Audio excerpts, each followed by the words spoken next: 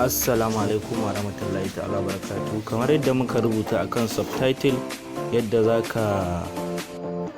zaka goge duk wani story da yake akan YouTube ɗinka, ma'ana ko kuma abin da kai sacin wannan rubutun bai goge ba. Misali idan ka danna akan YouTube ɗinka, misali ga YouTube ɗin ma'anan sai ka danna akai,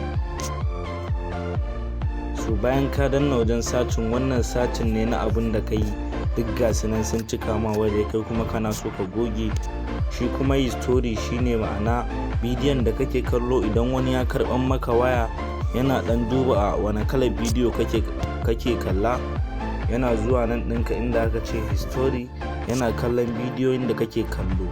To yadda zaka goge duk wani history wanda kake kallo, wannan shine adadin bidiyon da kake kalla. To yadda zaka danna akan nan wajen tambarin kan channel ɗinka sai ka danna akai. Bayan ka danna, idan baka da channel ma nan zaka dai danna, sai ka danna akan inda aka ce setting.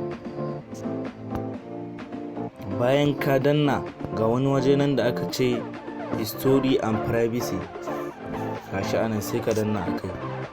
Bayan ka danna, kamar yadda kuke gani, sai ka danna akan inda aka ce clear watching history, sai ka danna akai. Sai ka danna akan nan inda aka ce clear watching history, sai ka danna akai.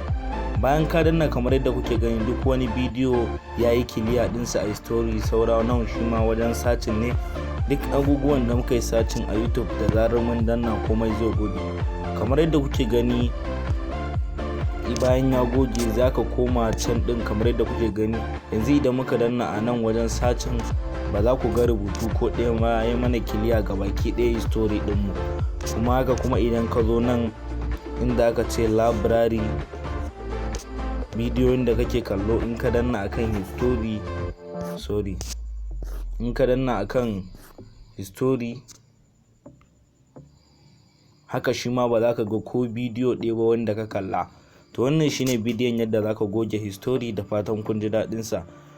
Idan wannan bidiyon ya burge ka, ka danna masa like. Idan wannan ne farkon zuwan ka channel din mai suna Ishaq Tech, muna roƙon ka danna mana subscribe, sannan ka danna alamar ƙararrawa domin samun sababbin bidiyoyin mu da zarar mun saki.